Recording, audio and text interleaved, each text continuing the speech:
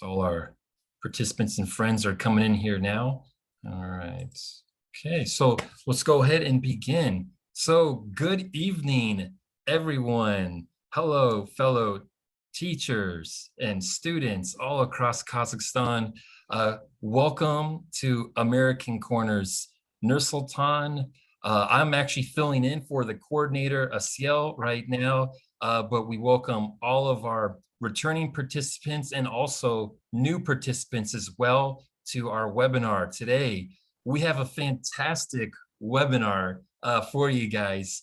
And just let everybody know, we may run a little bit over 1 hour because we have so much fantastic news and information about opportunities for you and content as well for your teaching practices. So we may run over just slightly a little bit over 1 hour just to let everybody know.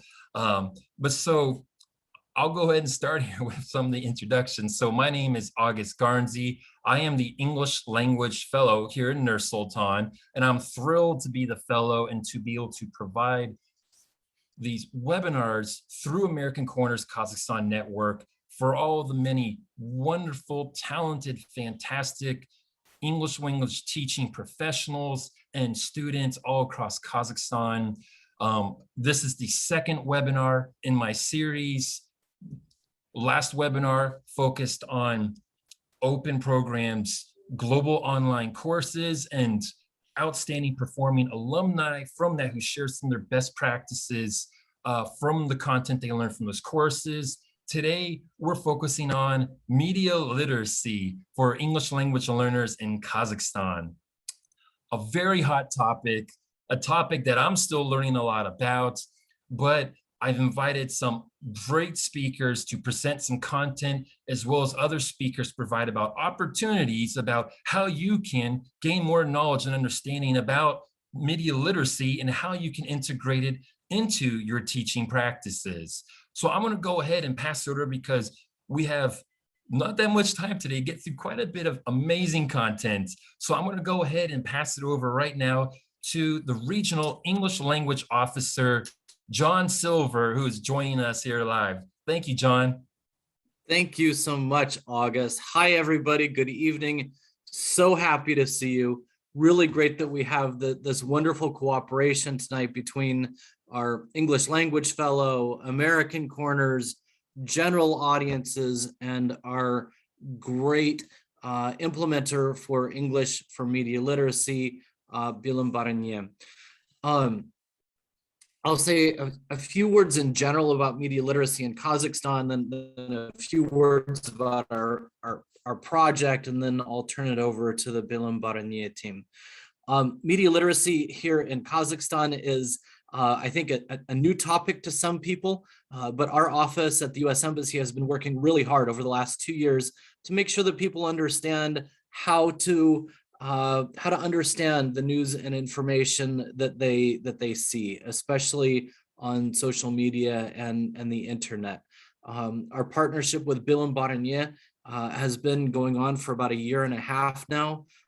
They've done an absolutely amazing job to help spread the word of media literacy, working with teacher education for secondary and university teachers, also curriculum development and implementation in schools and universities. They always have a really impactful, fun, and interesting, informative presentation. So I'm very much looking forward to what we're seeing here tonight.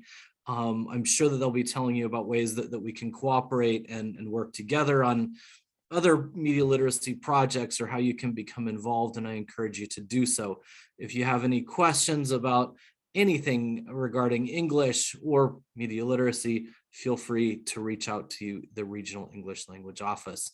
And with that, I will turn it back over to, I'm a bit under my 15 or 20 minutes that I asked for. I hope that's okay. I'll turn it over to Medina. Hi, everyone. Welcome. Thank you, John, for your nice words. We are really happy and feel really gratitude for being this and having this responsibility of providing media literacy. Hi, everyone. My name is Medina. I'm a trainer at Bilim Baranye Foundation. So let me share my screen just a second.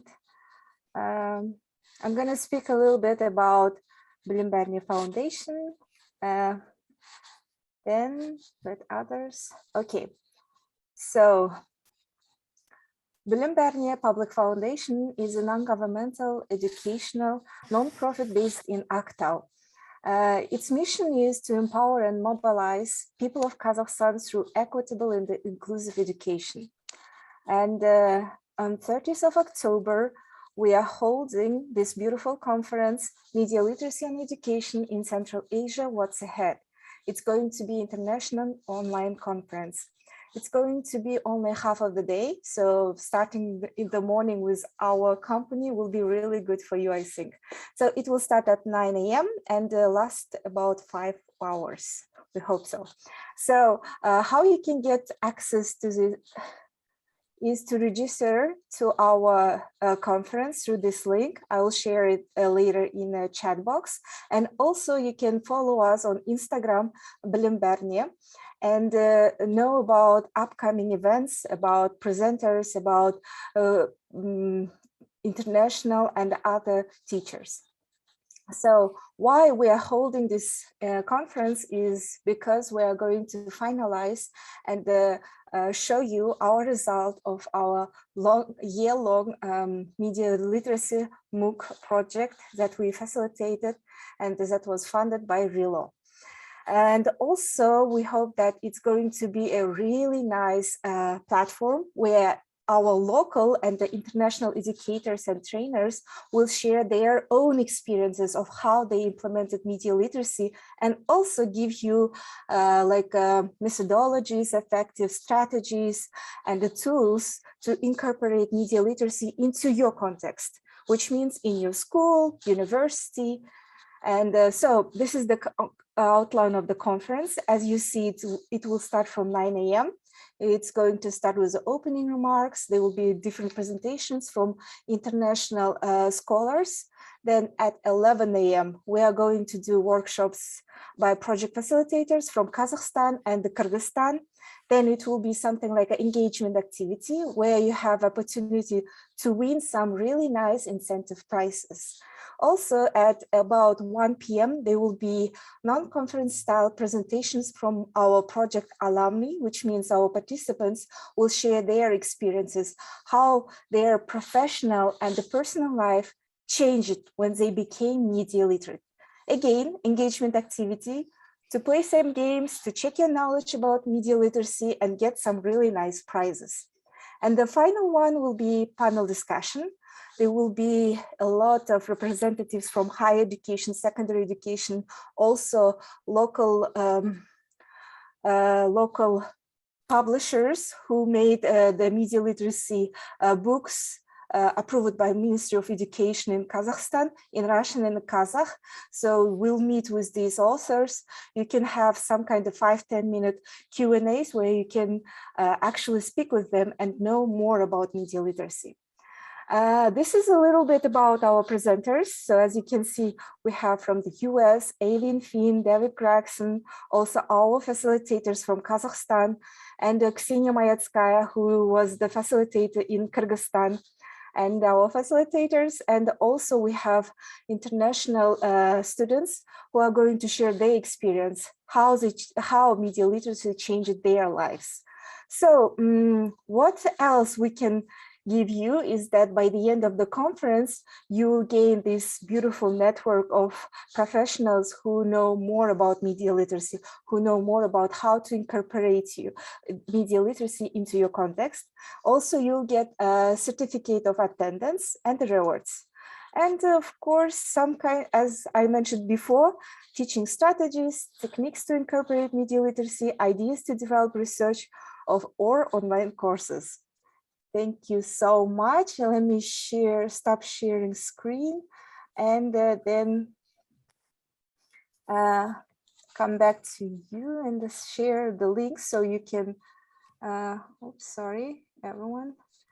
So this is the link. Please follow the link and register to our course. Next is, I think is Jeanette's time. Let me, just a second. Oops, just a second.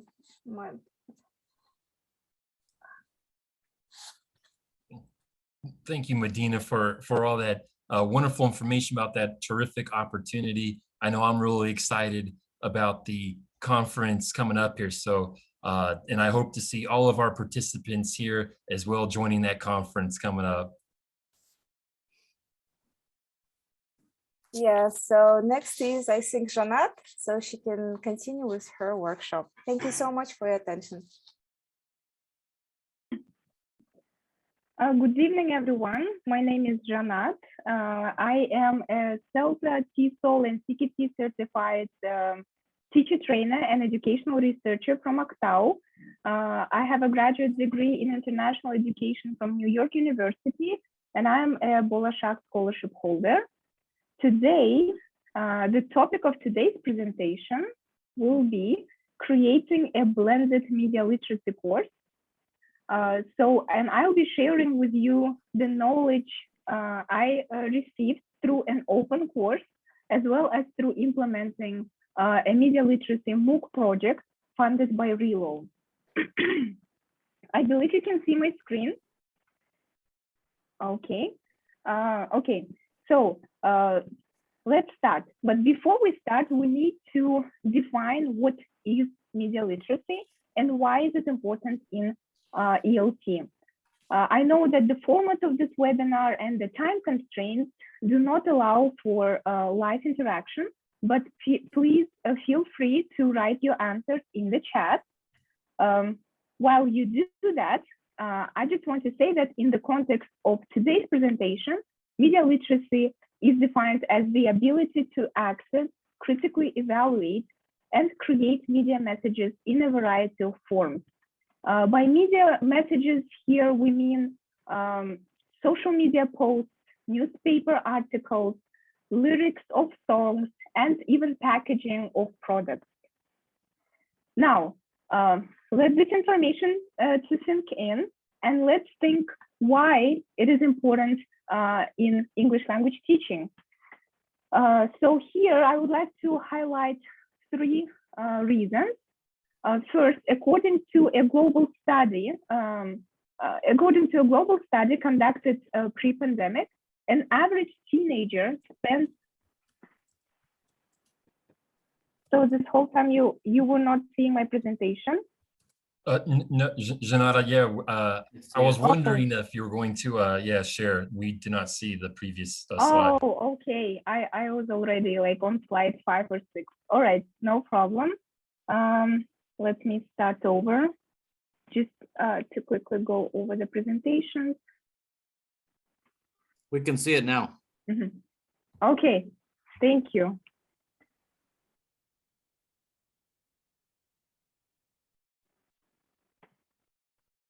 Mm-hmm. So yeah, here's the topic of the presentation. And here are the two questions and how we define media literacy in today's context. And now we're talking about the importance of media literacy in English language teaching. And I was saying that according to a global study, an average teenager spends more than 1/3 of their day using media. So it's more than 8 hours. And they are not just using the media, they are learning from it. And keep in mind that this study was pre-pandemic, and I think we can all agree that because of the pandemic, our media consumption has increased. Also, another reason why media literacy is important is according to the Public Opinion Research Institute here in Kazakhstan, according to their recent study, 40% of Kazakhstani respondents reported feeling deceived by the media. And half of the respondents from that study reported not being familiar with any strategies to separate reliable information from fake news. If we incorporate media literacy into English language teaching, we will provide our students with an opportunity to look for alternative and potentially more reliable sources of information by accessing media in the English language. Also, before we jump into the presentation, we need to define what is a blended course and how is it different from an online course. And actually, for this, I actually do need your engagement. And in order to make it quick, let's all join Slido for the next component of the presentation. If you are using your laptop to join today's webinar, please join Slido with your smartphone by scanning this QR code provided on the screen. If you are using your phone to join the webinar, you can still go to your browser, because you will, without leaving the meeting, you will still be hearing my voice, and you can join simultaneously Slido through your phone. Okay, I'm gonna wait for 30 seconds for you to join.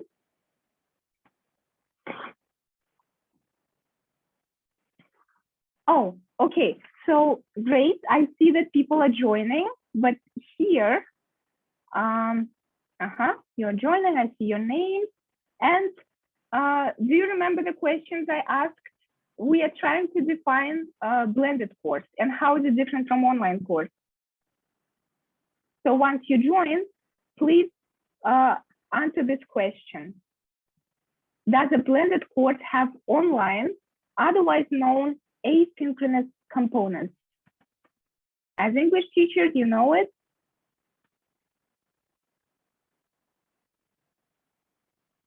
All right. Okay, so 100% of you said yes, you are right. A blended course does have online components, asynchronous components. Great job, everyone. Let's go to the next question. Does it have components for in-class learning, otherwise known as synchronous learning? While you're deciding, you can look at a picture of me teaching teachers like you, but in class.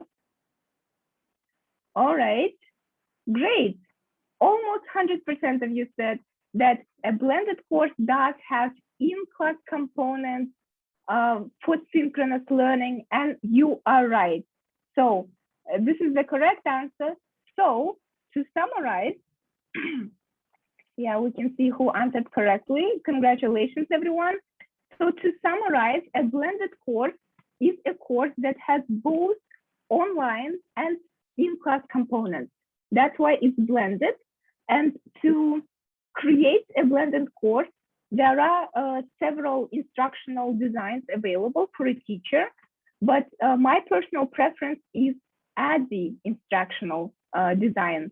And ADDIE stands for something, and I think you can mouth with me. What do you think A stands for? You don't have to unmute yourself, you can just mouth, and I can see someone is saying analyze. Yes, so ADDIE instructional design that we use when designing a blended course stands for analyze. D stands for design, okay. The second D stands for develop, I stands for implement, and E stands for evaluate. Great job. I could see all of you mouthing exactly what I was trying to say. So ADDIE instructional design, it means that we need to complete these steps to design an effective blended course. Today, we will be covering only design, analyze, and design part because of the time constraints. But if you are interested to learning more about it, I will be happily join one of the following webinars and continue, or you can follow Brendevnia on Instagram. And in November, we are planning to conduct more professional development courses for English teachers. So today we are covering analyze and design, and I need again your engagement.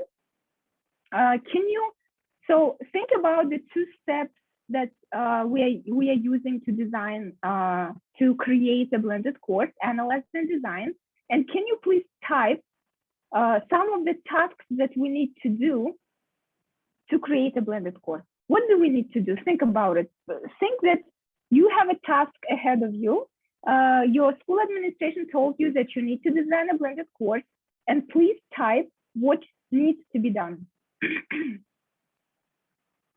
Yes, don't type your name. Okay, I see some of the answers here, as I'm sure you do too. Okay, plan. Survey. Okay. I can see some really great answers. Framework, survey, plan, excellent.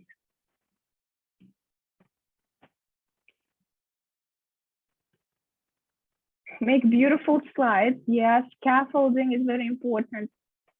All your answers are amazing and they're all correct. Now, let's put some of those tasks in order. So chronologically. So we need to first analyze what task do we need to do first to analyze. And then we design. We are only covering these two steps today and what needs to be done to design. All right. So I think you put in order, right? I saw that 13 people answered. So we're gonna move on and we're gonna see what we start with. So in order to analyze, the first thing we need to do is to conduct a learner needs analysis. And I saw those answers there that you provided. And then we need to create a course outline and a hybrid module framework. And now we'll stop a little bit on each of these tasks. So learner needs analysis. You said that we can conduct learner needs analysis through student survey, and this is correct. So we need to create a student survey, but what are we trying to learn from this analysis? All right, you can mouse again, you can say some answers, but here we're gonna list some. So we, to make a learner needs analysis, we need to learn about students' demographic information, their English level, right? We need to know what their English level is, their background knowledge on media literacy. We need to know how much they know about media literacy. We need to know their technological skills because a blended course has online components, which means we need to make sure that our students have the necessary skills, and their learning strategies and preferences. They are also very important. As you know, we have visual learners, audio learners. We have learners who prefer to work in groups and those who prefer to work individually. So we need to take all of that into account. And their motivation. We need to learn what motivates them. So taking into account, so we need to design questions to find out all of this and to conduct a survey. But here I have a question for you.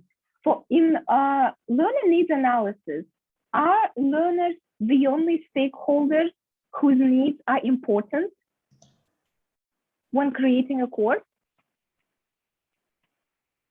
Are learners the only ones? I can see some of you shaking your heads, and that's correct. Learners are not the only stakeholders whose needs are important for teachers who are creating a course. We also need to learn about the needs of the school. So, for example, if you teach in 8th grade, maybe your school needs your 8th graders to progress to B1 level.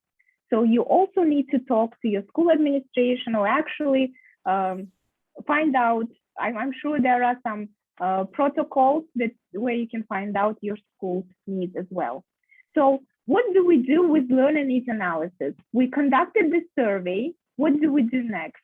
We analyze it and we look for trends. We look for trends in order to create a learner story. So I will show you 2 examples. We need to create a learner story of 2 typical learners, and we need to make sure that both of them will succeed in this course. I will give you an example. So it's a real example from my learner needs analysis. So typical learner number one, I'm sure you all met or have this kind of students in your classroom, is naturally good and very proficient in English. Her English may be one level higher than her peers. She is a passionate learner who always finds time to complete all the assignments. She is very responsible and a comfortable technology user. Her speaking and writing skills are as good as her receptive skills. During group work activities, she tends to overtake and complete the group assignment by herself. Because her peers are less proficient and interested in English, the class activities and tasks might not be challenging enough for her. So this is all I found out. This is not a one person, this is a typical learner. So from learner needs analysis, after you analyze it for trends, you will learn what kind of typical learners you will have in your class. So there are usually two or three. Another can be a complete opposite. So the second typical learner can be someone who is not interested in English at all and studying it only because it is compulsory. So you need to make sure that both of these typical learners will succeed in your course. Now after we are done with the learner needs analysis and we create our learner stories, we can move on to the design stage. And as you remember, in the design stage, the first thing we need to do is a course outline. Now I need your help again. So what do you think is in a course outline? What do we have in a course outline? There are 4 things. So the first thing is, say it out loud without unmuting yourself so I can read from your list.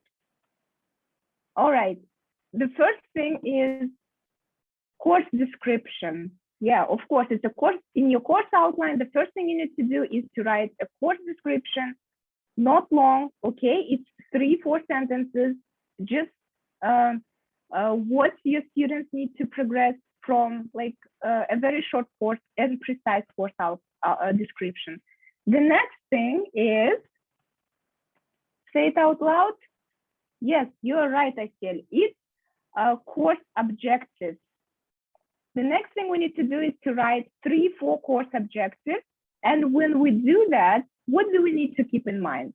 We need to keep in mind that they should follow, the course objectives should follow the SMART criteria.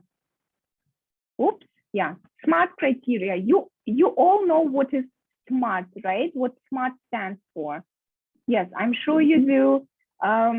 They have to be, our objectives have to be precise, measurable, achievable, relevant, and time bound.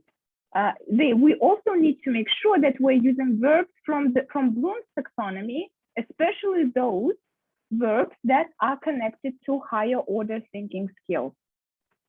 All right, what is the next thing we do in a course outline? We have our description, we have our objectives. The next thing is we need a course schedule. And how does it look like? A course schedule looks like a table where we have a time frame. And by that time frame, I mean how many weeks is your one module gonna last?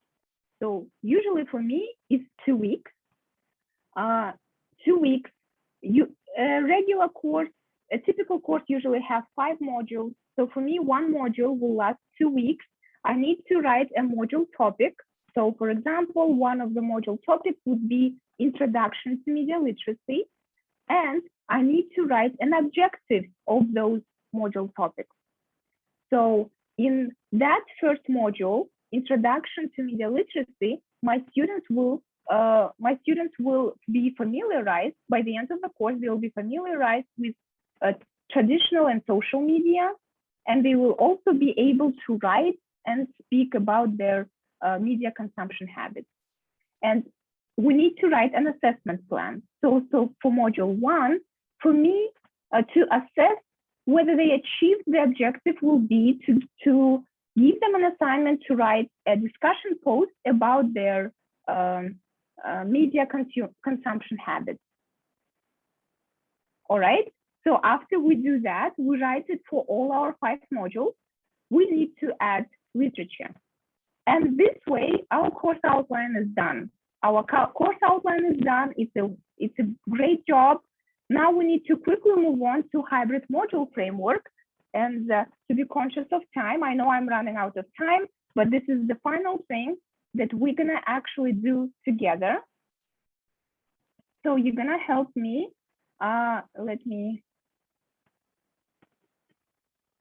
This is the final activity that we're doing together. And I just want to demonstrate to you how hybrid module framework is done. So what is a module framework? Module framework is a structure of your module, and it will be applied to all your modules. Why? Because repetitiveness actually helps students. Once they know that every module, they will have the same thing, it will make it easier for them and they will know what to expect. Why is it hybrid? Because we're making a blended course where we have synchronous tasks and asynchronous tasks. I assume that because of the pandemic and because of the remote learning, you all know what is synchronous and asynchronous, but just to remind, synchronous is when students do the tasks together all at the same time with the teacher, usually in the classroom, and asynchronous is when they do it on their own time by themselves, usually online. Okay, so we're running out of time, but I'll show you a couple of examples. So for the media literacy course, I'm gonna do, what is a learning asset? Learning assets are the components of a course, right? So I think we should start, the first thing should be an overview of the course, of the module. Module overview, here I would describe what it means. And here type would be page, and this can be asynchronous, meaning this can be just online. You see my Word document, right? Okay, so next, we probably need a lead-in. Do you agree? It's a new module. We need a lead-in or a warm-up, whatever you want to call it. It's usually an engagement activity. And I think lead-in can be also conducted asynchronously, meaning online. And to do it, we can do a discussion. For example, we can ask some questions and students can post it in a written post. They can write a written post, or they can answer the questions orally using, for example, Flipgrid. You are probably familiar with a Flipgrid. It's a great tool for oral discussions where students can record their responses.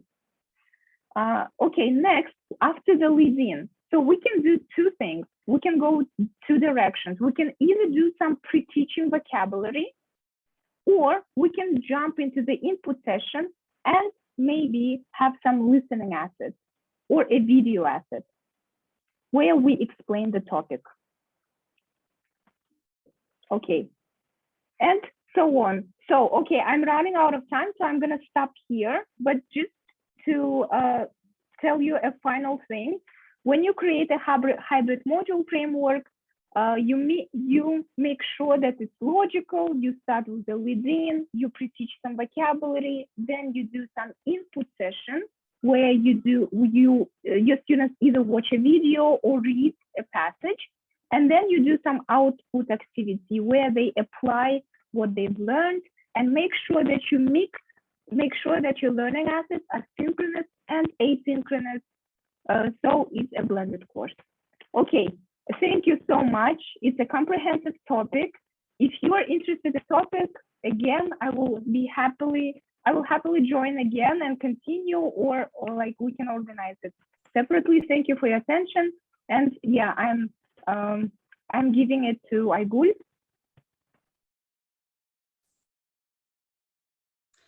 Hello, everybody. Thank you, Janat. I am Aygul Ilyusuz. I was facilitator of media literacy course. I work as a teacher of English at Kazakh Taraz Bilim Innovation High School. And also I am very interested in media literacy and try to promote it. Today I am going to talk about using news stories in the classroom. So I cannot tell everything because we have limited time, but I am going to tell you the basics of them and share my experience. We are going to discuss 3 important questions today. So first of all, why should teachers use news? Secondly, what steps? So I kindly ask you, can you mute yourself, please? Thank you. Secondly, we're going to discuss what steps should teachers take before using news stories in the classroom, and what kind of tasks should teachers use, yeah? Because our tasks are also grouped for several important groups, and that's why we should be able to differentiate between them. Let me share my screen. Can you see it now? Yes, we can see your screen, Agli. Oh, okay, nice. So let's get it started. Let's try to answer the first question. Why should a teacher use news stories? Yeah, so here is the sentence starter. News stories are. So you are also welcome with your ideas. Why? What are the reasons? News stories, for example, they are interesting maybe or some meaningful. Yeah. So you may write your ideas in the chat. So what our students can benefit if we use news stories. Thank you. Up to date, yeah, authentic, right? You are. Show real English. Yes, thank you, dear colleagues. Here I also gathered some ideas. News stories deal in what's happening here and now, providing motivation for discussion, and they are extremely flexible and adaptable to all curriculum areas and grade levels.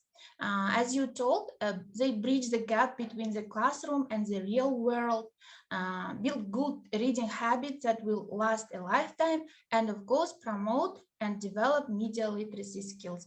And as we know, if previously literacy itself was defined as ability to write and read, yeah, and nowadays literacy means media literacy. So without it, our students will be deprived of some basic necessary skills for life. So that is why it is good that they promote this. What steps should we take before using news stories in the classroom? So as you told, they are authentic materials. So that's why, of course, some steps we should take ahead. First of all, how could we check the credibility of news? This is very important issue. Nowadays, there are a lot of misinformation, disinformation, malinformation, fake news, of course, and this ability is necessary. So how we can check? Here are some basic ideas. Consider the source, yeah, click away from the story. We should investigate the site, its mission and its contact information. Check the author. Is there a byline? Yeah, do they back their claims? Who is the author? Is their author is real one or not? This is important. Check the date. Check for mistakes. Yeah, if it uses emotional language and some spelling basic mistakes, so probably it's not the genuine side. Also, we should read beyond the lines. So headlines can be outrageous in an effort to get clicks, clickbait. Yeah, what's the whole story? We should have the whole story, whole picture, some supporting sources and links. We should investigate and consider, is it a joke? If it is too outlandish, yeah, really, it could be like a joke. And of course, ask experts. So in real life, maybe a librarian or consultant, and also we have a lot of fact-checking websites. What to know? So sometimes we can have news with very short links. So you can use check short URL browser. So you should plug in here and it will show you a real destination of these short links. Later, I'm going to share all these links with you in the chat. Here, I just wanna share with you some credible sources. First four, they are credible sources of our local Kazakhstani, and of course some credible sources that I personally use: BBC, Newscom, Voice of America, VOA News, very nice one, Breaking News English.com, also very good, especially for English teachers. There you can find even ready materials. What else we should consider before bringing news as a material for students? Of course, nowadays we teach according to the updated curriculum, and we have some mandatory textbooks. We have to obey our calendar thematic plan and so on, make our short-term plan, mid-term plan, and what to do in this that, yeah? Okay, so here a nice strategy, SARS or SARS, of course it is abbreviation. So what do you think? What do they stand for? Again, I need your involvement. You can share your ideas here in the chat. So how we can supplement, yeah, using this? So any ideas? S stands for what? Okay, maybe this is a little bit tricky one. Okay, let's share this. So it's supplement, adapt, reject, and substitute. So this is a strategy. So with some in mandatory textbook, we may have some texts which are not up to date. We can supplement it. Sometimes we can totally reject it or adapt to our needs. Yeah, and substitute. So this is a nice strategy, accepted strategy. So you can, how to say, teach with mandatory textbook and at the same time be up to date, motivate students with news. Yeah. So I guess this is all to the first question, and now comes the second question. I like this part very much. Now we checked everything, credibility of the source. We picked up credible resources, have chosen some news according to our calendar thematic plan, tried to SARS, yeah, substituted or supplemented some text in the textbook, and now tasks, of course. So what kind of tasks as a teachers we can use with our students? Here I'm going, of course, news you can view in video watch or listen to them and read. I picked up reading, but they can be easily changed and applied, adapted to listening and viewing strategies. Okay, so tasks are divided into 3 big groups. So what are they? Do you have any ideas? Of course you have. So tasks are divided into 3 big groups, and they are. So you're welcome. You may write your answers in the chat.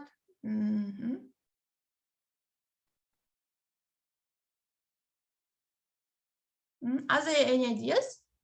So of course they are pre-reading, while reading, and post-reading tasks. Yeah. So 3 big groups. So here their missions. For example, pre-reading task we use why? To generate prior knowledge, activate prior knowledge, generate interest, introduce topic. Yeah? While reading task, so can develop some other skills. For example, scanning, skimming, reading for details, and also while reading task can be what? They can matching, yeah. We can give chance to students to deduce meaning of unknown words while reading task. Post-reading task, they can develop other skills. For example, speaking, writing, or sub-skills such as grammar and vocabulary. Here are some ideas. So unfortunately, here I cannot use tool. Yeah? So here are some ideas. Decide whether the task is done before reading, while reading, or after reading the text. So predict the content of the text from the title. This is appropriate for pre-reading task. Yeah. Create questions with possible answers in the text. It's also pre-reading. Answer comprehension questions. So here, scan the text for information or skim. These are while reading tasks. Act out a dialogue based on the text, or write an email to the author asking about the topic. This aimed at developing writing skill, and of course it's post-reading task. So here a little bit practical part. So try to match headline to one of the pictures. So as you see here, 5 headlines, and you should match them to the pictures. So you are welcome to the chat. China, the patriotic Zhiguanwu bloggers who attack the West. First headline. Why we place too much trust in machines. All Afghans have the right to a passport. Taliban. Documents leak reveals nations lobbying to change key climate report. And did a Danish artist steal money or make art? So your ideas, yeah. 1B, C, 2D, yeah. 5D. C. C. Yeah, 5 C. Oh. One, I think B. Is it right? 1, you think it's B. Yeah, right, you are. So how you know that? Because China, yeah, we can see here their flag. Right, you are. What can you say about A? A is 5 maybe. Yes. That's for 4. 4, yeah, right, you are. 4. So document leak reveals nations lobbying to change key climate report. Yeah, so here some damage to climate. Yeah, C. C is for 3. about yes, all Afghans have the right. for 3. And the last one, D, is For 5. for 5, right? You are. And which one is the odd? 2. 2, right? You are. Thank you. Nice job. So here we made what kind of task? It's while reading. Finding the odd one. Yeah, and it is pre-reading task, right? You are. Now we can continue, for example, say them, write the whole news, yeah? Then they write, and after it, we can give them real news and say, see, if it is different from yours or not. So we can make some variations of this, of course. Thank you. Now I prepared also one task concerning this one, understanding the media. So we know in media, full of biases. We have many types of it, but for example, bias by placement. So what does it mean? So it means many people will quickly scan a home page or read only a headline. So the stories that are featured first can reveal what the editor hopes you take away or keep top mind from that day. So it's important, yeah, how editor decided where he decided to put certain news. So now imagine that you work for World News website, and you should choose 3 top news that likely to appear on the home page of that website. Okay, also you're welcome in the chat. Which 3 as a top will be big in front page of the newspaper or home page of the website? So what do you think? I think E is top page 1, and also what else you will put? What about this Danish artist? The second is H maybe. H, coronavirus, about COVID. Okay. About coronavirus. E and H, I think. H and D. And D, machines are important today. Okay, any other ideas? Thank you, Aisana. Thank you. You're so helpful. So any other ideas in the chat? What are you writing? Oh, A-B-A-E, A-B-E. Wow, this is a nice answer. What are any other ideas? Yeah, Venera says E-H-D-A-B-C, all of them. Okay, thank you. Now let's check. So I made this screenshot from BBC News website today. Just today I entered and you see. So which are the top three? Of course, this about climate change, about all Afghans have the right to the passport Taliban, and about the patriotic Chinese bloggers. Also, we have coronavirus, but it is not in the top. Yeah, and news about art, so they will be where in the separate category. But these are top that editors have chosen, and probably most people will read them. So what type of bias is this? Bias by placement, yes? Okay, so bias, we can, how to say, integrate different tasks. So we can say, of course, different websites choose different topics to put on the front page. And you may distribute some roles for the students and say, you work for art company, now decide which news you will put and place for the front page, and students will write creatively. Probably they will make one news outstanding bigger in the front page and others will be in the shade. Yeah, so this also one variety how we can use and teach type bias by placement. And we have some different types of biases. So probably basic bias by omission, bias by spin, and confirmation bias. Unfortunately, I am so short of time, but these are some of my ideas how I implemented them during my lessons. Then we can organize a peer conferencing. So here we distribute and some roles. There will be a reporter, we choose one news, editor who decides where to place articles, summarizer, and questioner. So questioner, this is probably one of the most important functions because they are going to analyze each piece of news with 5 essential media literacy questions. So now I have the last question for you. So what do you think? What are the 5 important media literacy questions? You are welcome in the chat. So of course, at once you cannot write all 5, but at least first, the first one, the second. Do you have any ideas? Media literacy helps people, students, to find the most popular information in the internet space. Yes, right, you are, Sana. Thank you very much. And find the right websites. Websites, yes. To find the right website or who is the author, yeah. So here, Yes. Maybe special questions.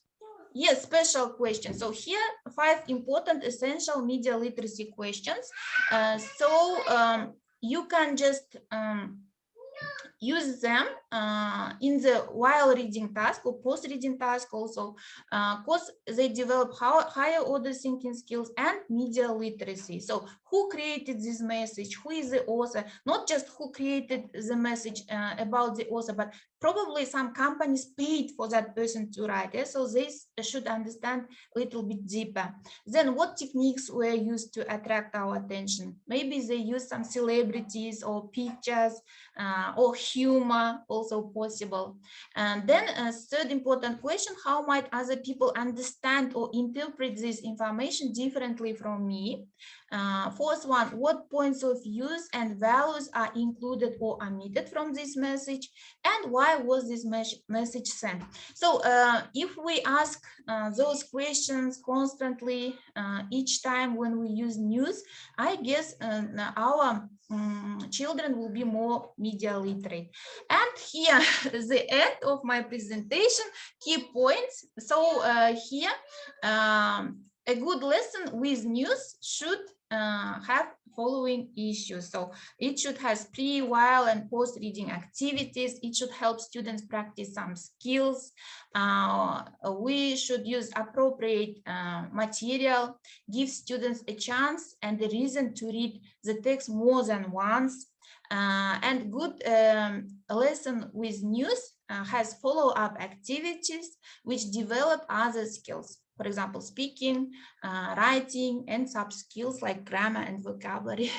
So briefly, this is the end. I can share my presentation with you in the chat and some useful links. Hope you enjoyed it. Thank you for active participation.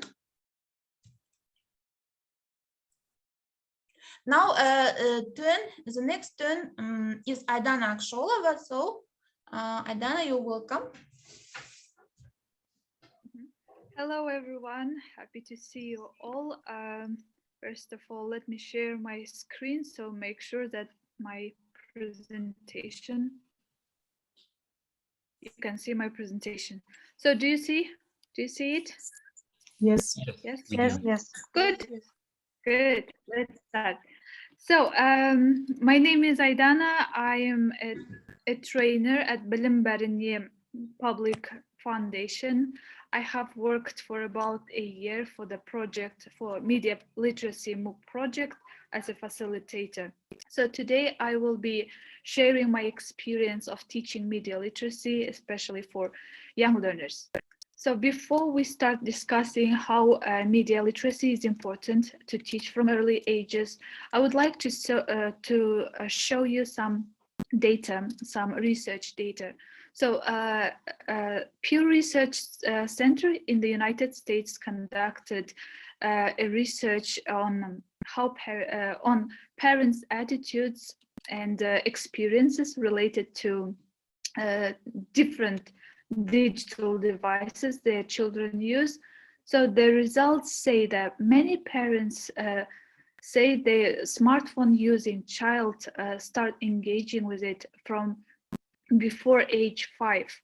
So I believe that this trend is similar in our country too, that we all have witnessed that most our children, kids start engaging from very early age. And then the next interesting data, that majority of parents say that their child uses YouTube platform, and this is one of the popular platforms in the US, and I'm sure it could be popular in our country too. And the next interesting data I found is more than 4 in 10 parents say they spend their child spent parents spent too little time with their children. So we've agreed that children now are use too much digital devices, and now we see the data that says that the parents don't have a lot of time to control it.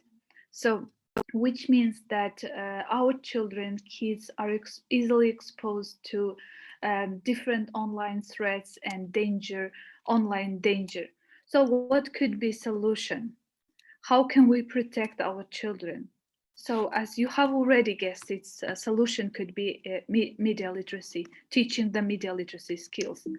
So if we teach our kids media literacy skills, so it could help them become wise consumers of media, develop different critical skills, and help their kids express and disseminate their ideas clearly, of course, based on facts and evidences.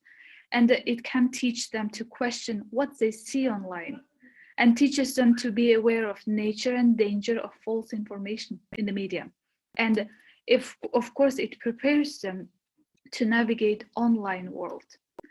Next, today in my presentation, I have chosen 5 activities that could be easily applicable in each classroom and useful to develop different media literacy skills. So number 1, most experts say that we should start teaching our kids from understanding the difference between reality and fantasy. So one of the ways of doing it, so you can take any stories they have read or any cartoons they have watched recently and ask them to point out what is real and what is not real in the story.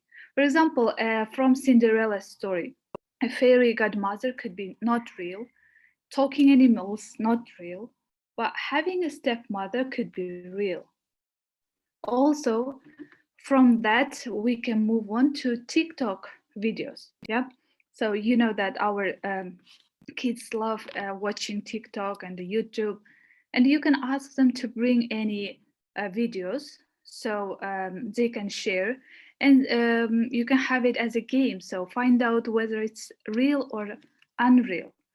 So let's look at this cute video of kids singing and find out.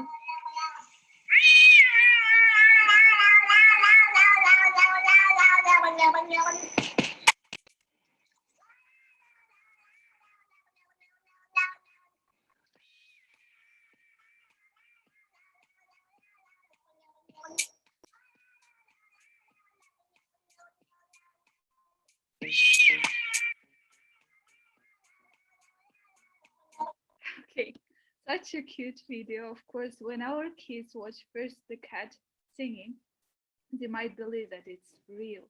And then you can later in the classroom tell them or show them how this kind of video can be made and what technologies can be used to make such videos sound real, look real. And this could be a good start of finding out what is real or unreal in the media. The next activity, I call it comparing and contrasting.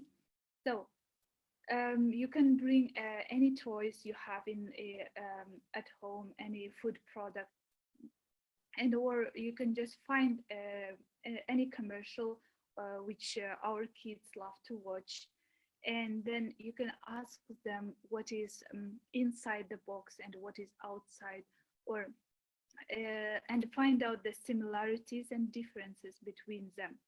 So why we need this activity? Of course, students start critically thinking and analyzing, and start understanding that they shouldn't believe in everything they see on commercials, and they will understand the differences. So you can have these questions, you can ask, make it more easy and understandable for the kids, and ask, for example, let's take this toy, a LOL toy, very popular doll in the country, I guess, and you can ask, just look at the first pictures outside the box, and then you can open it and compare it. Is the color the same, or is the shape the same?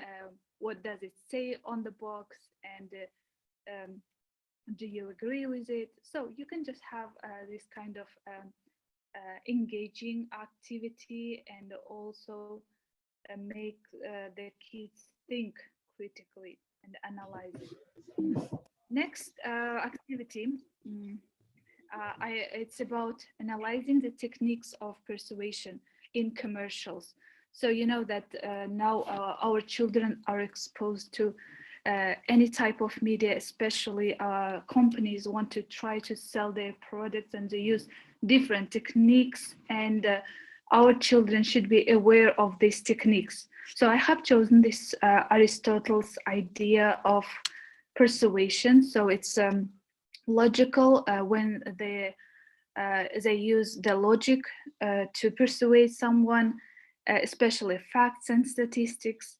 The second is ethical, so using people of the author to convince consumers. For example, in our context, companies may use famous actors, celebrities, bloggers, which our kids love to watch, and try to sell their product through them. And the last one is emotional. It's persuading by appealing to the reader's emotions, yep, using private language, emotional language, and other sensory details. So what we are, so I have found this nice worksheet where you can have it, you can bring different commercials and ask them to analyze, ask the children analyze it according to their persuasion. Let's try to do it together, everyone. Let's watch this nice kind of chocolate commercial and find out what techniques are used to attract our attention. So you are free to share your ideas.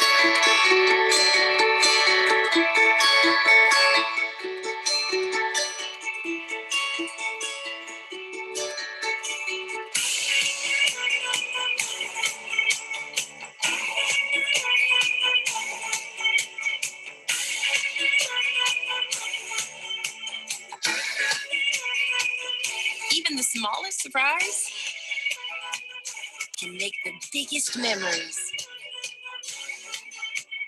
Big enough to last a lifetime. Oh, sorry. Okay, please use the chat box and share your ideas. So what techniques are used to attract our attention? And you can give your evidence, some evidence from the commercial. Okay, so let's see.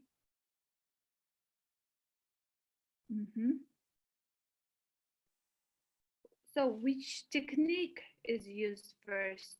Yes, it's appealing to family values. From the Aristotle's techniques, which one is used here? How do you think?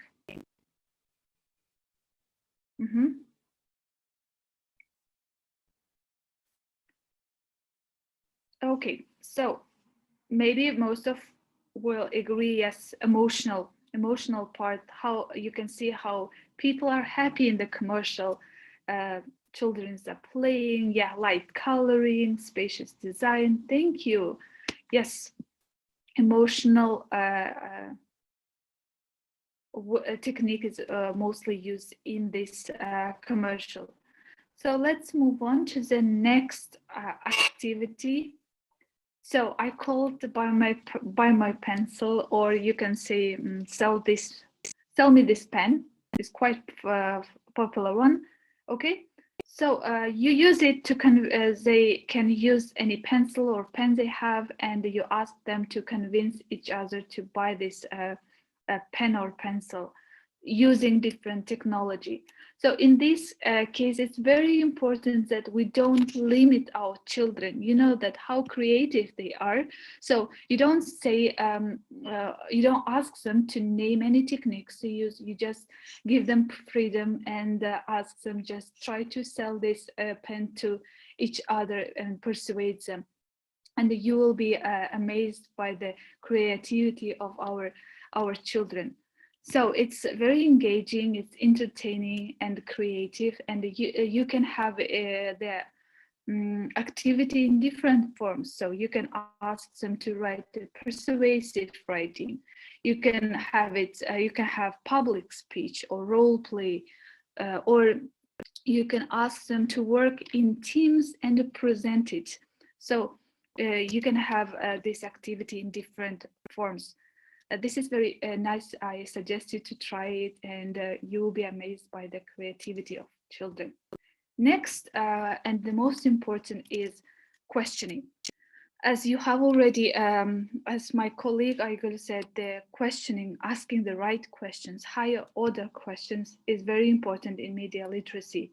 And it's very important if we start teaching them from early ages, and start teaching our kids to analyze critically. So these questions will be very useful.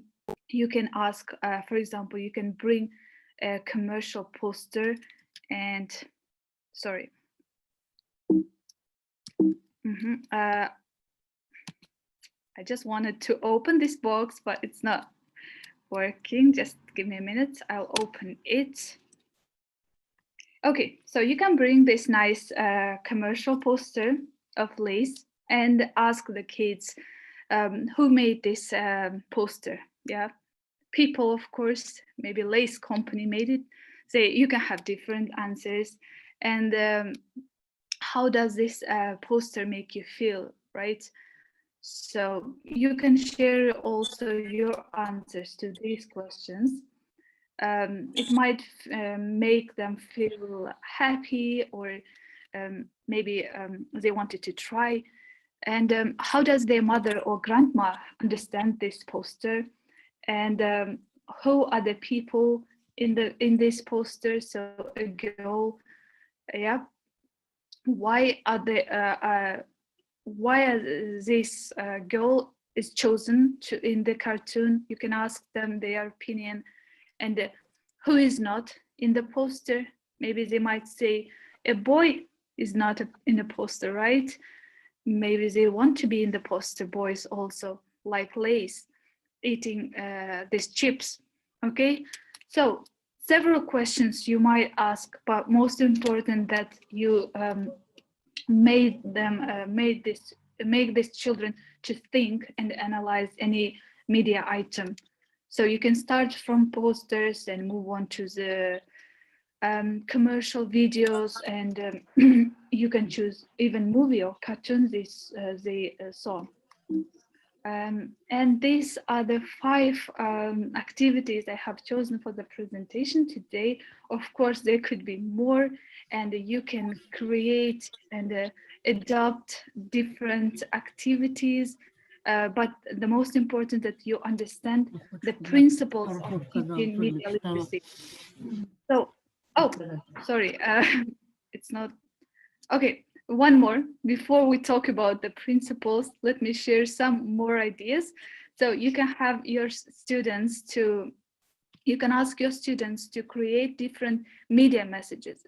As I'm sure you all agree that nowadays kids are not just consumers of media, they're also creators of media. They use social media, they have their accounts, and they can share posts, create posts, and you can ask them to do it in the right way and to be ethical while using media.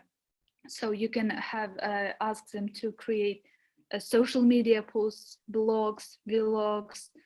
You can have them to write an article, create posters and commercials. So these are the all of them will help them to understand how media is created and to understand how media works. Okay, so finally, the principles of teaching media literacy. First, you should understand that teacher is a coach and mentor, not a lecturer.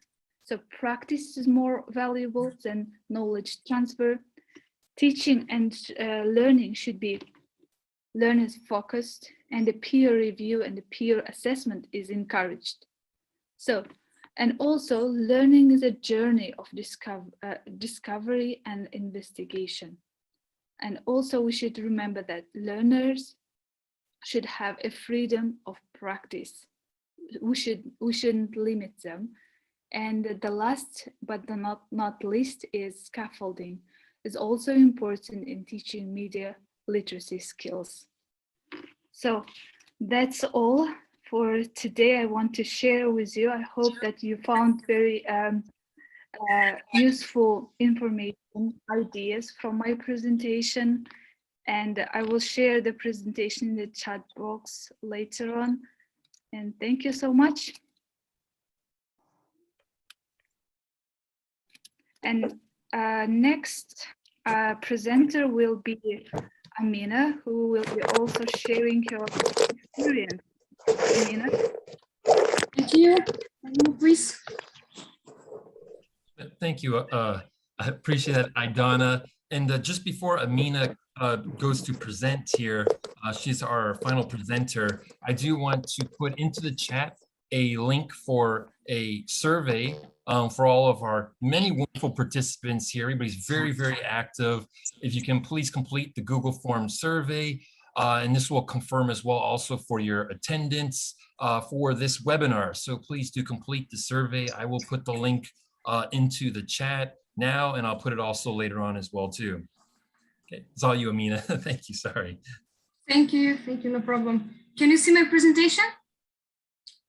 Yes, Yes, yes. we can. Mhm. All right, thank you. So first of all, hi everyone. It's a great honor for me to be a part of today's webinar. My name is Amina. I was a participant of the media literacy course by William Barinier. And today my presentation is going to be about the role of media literacy in job hunting. And first of all, refer to the quote that I've seen on Jeannette's slide at the very beginning of our webinar. And the quote said that an average teenager spends 1/3 of time surfing the internet and in mass media, which means that young people should apply media literacy while looking for job and career opportunities on the internet and maybe on social media. And as a representative of the younger generation, I'm going to provide some tips and hacks on how media literacy can help students, young students and all students in general, deal with the business world as well as learn business English. First of all, let me tell you how media literacy helped me since I completed the course. So media literacy helps to avoid job scammers because there are lots of them on the internet. Identify fake vacancies, look for remote job, which is quite relevant these days because we have pandemic, COVID-19, and lots of teenagers and young people look for online job. Study online efficiently, looking for online courses, and get reviews from real people. So now let's take a closer look at the questions that we tend to ask ourselves while decoding media messages. And luckily, these questions can be used for looking for a job as well. So it's crucial to know who created a message. In our case, the message is a job vacancy. Make sure that an employer is a well-known person and there is enough information about this person on the internet. And beware of phrases that scammers use to tempt candidates, such as remote work, flexible hours, additional income, and so on. And some may feel that something smells fishy and something is suspicious in a job offer. In this case, it's better to get in touch with an employer and talk to him directly because a good employer is always willing to help you and answer all of your questions. And a perfect job offer should also represent detailed requirements and values, such as responsibilities of an employee, degree, work experience, as well as contact details of the organization. The last question is, why was this message sent? The answer is quite evident, it's quite obvious. The message is sent to attract some candidates, right? But sometimes employers can post job offers to deceive candidates, and how they can deceive them. For example, an employer sends a probation task to a candidate and uses the content later for his own gain or asks to pay for something. So always make sure that the company is reliable enough and never pay for anything while applying for a job. So this is what you can tell your students about looking for a job. Now let's see an example. So I have found a low quality vacancy on purpose. So I recommend using reading techniques such as reading for specific information, scanning and skimming, since they can be very useful when getting familiar with job vacancies as well. So now I suggest that you quickly scan through the text and find some suspicious information.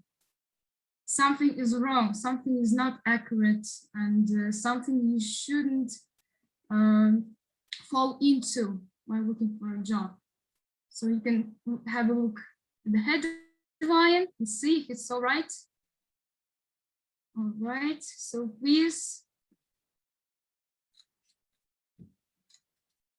any suggestions, any ideas on what is suspicious and wrong in this job vacancy? Something you should not fall into.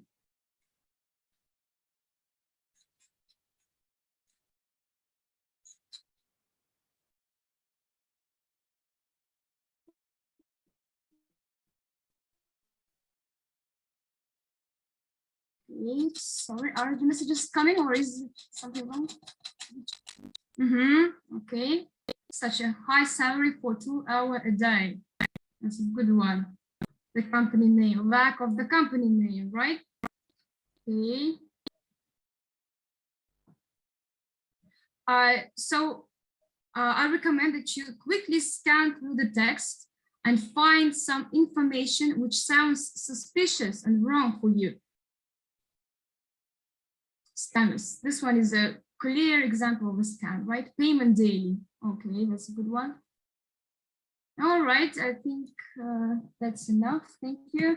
Now let's have a look at the answers with more details.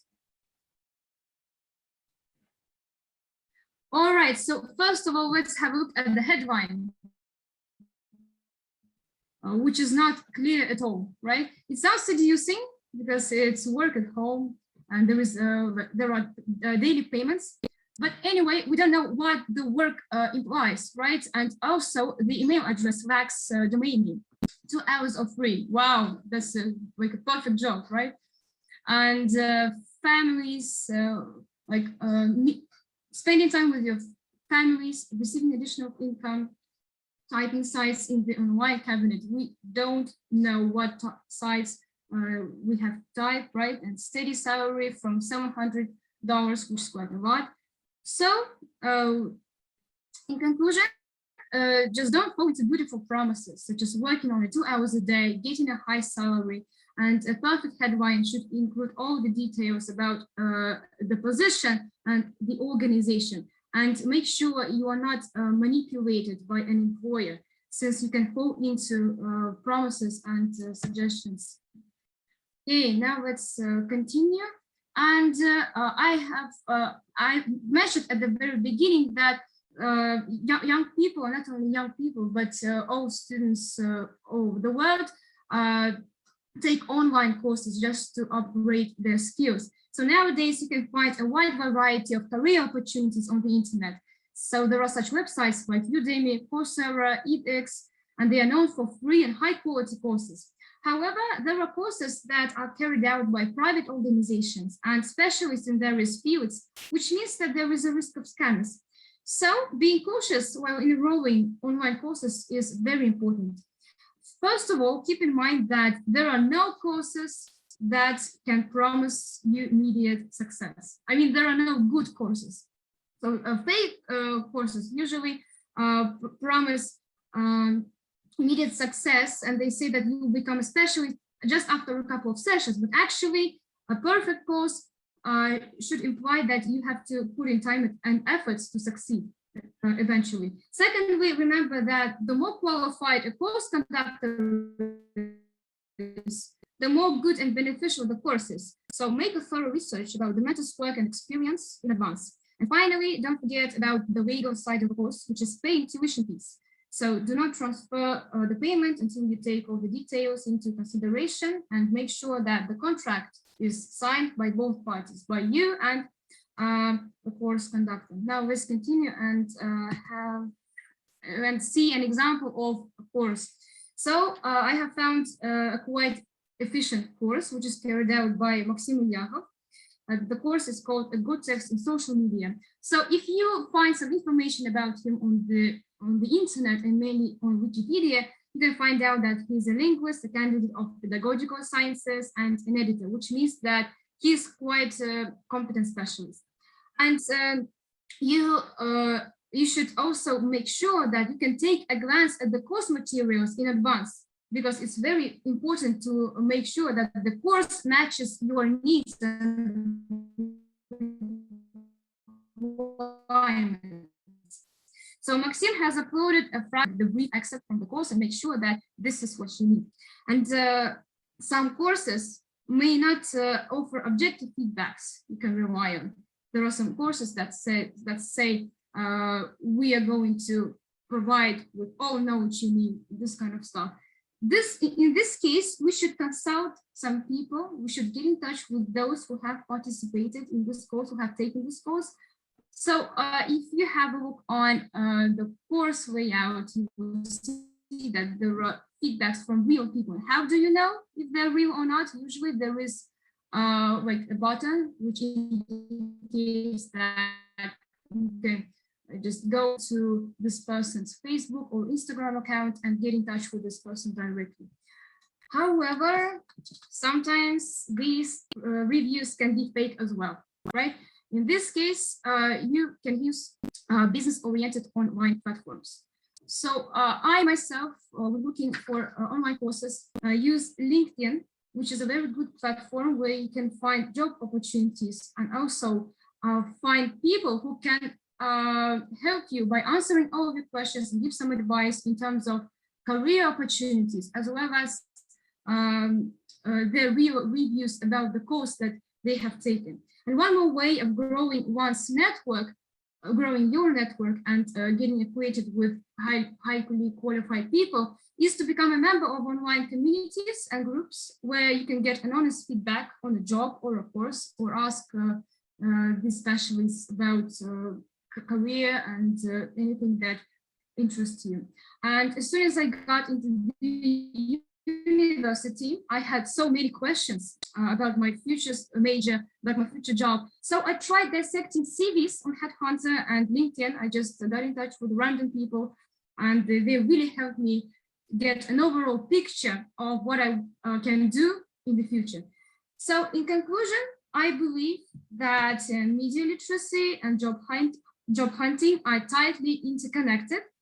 And in order to end up having a satisfying outcome, being media literate while dealing with job and career opportunities is of the utmost importance. And it's very important for students to know how to look for a job on the internet properly and not to face scammers and fakes. And in order to do so, we should teach students media literacy connected with job hunting and business wealth. Thank you. If you have any questions, you can get in touch with me and I can send the presentation as well.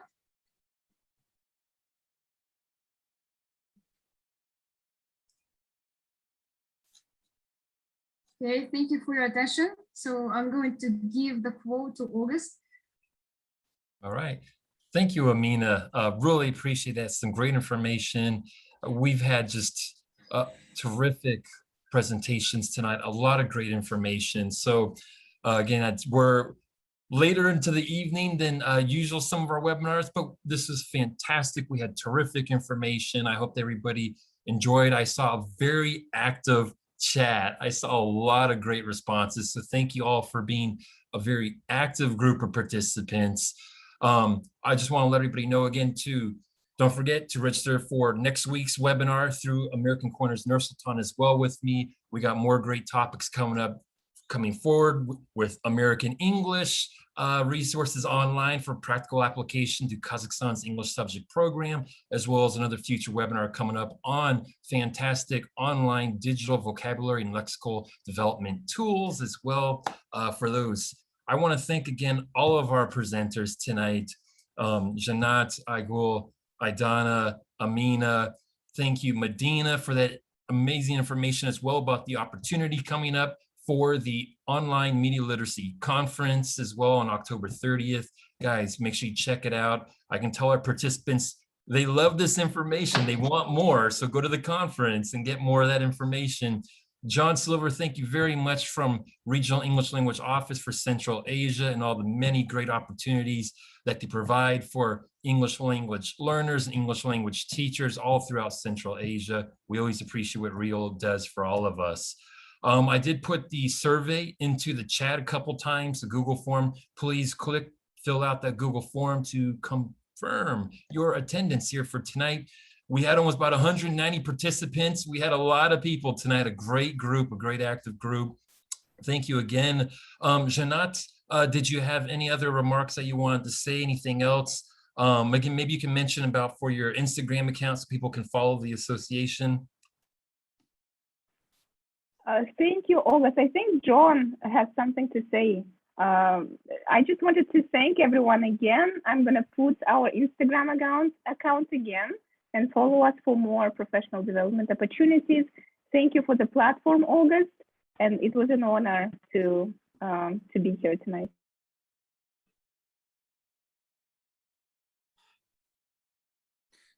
Thanks, Shanat. Thanks, everybody. I think that this is a wonderful example of the cooperation and synergy that we can have together between English Language Fellow, American Corners, and implementing partner on a very strategic topic. You guys did such a wonderful job. I was really happy to be here. You probably noticed that there was a little person who was glued to the screen who couldn't take his eyes off it when we were talking about media literacy for young learners. So it's things like that that show me it works, right? What you're doing is working. It's teaching people. And that really makes my heart glad. Thank you so much to everyone. Great job. And we'll see you. I'll probably see you guys next time on Saturday for the conference, Saturday morning. Bye from me. All right, thank you, John. Appreciate everyone. Thank you again. Have a good night. Hope to see you again next week and also at the Media Literacy Conference as well, too. Thank you. Have a good night. Thank you from Uzbekistan. Sure.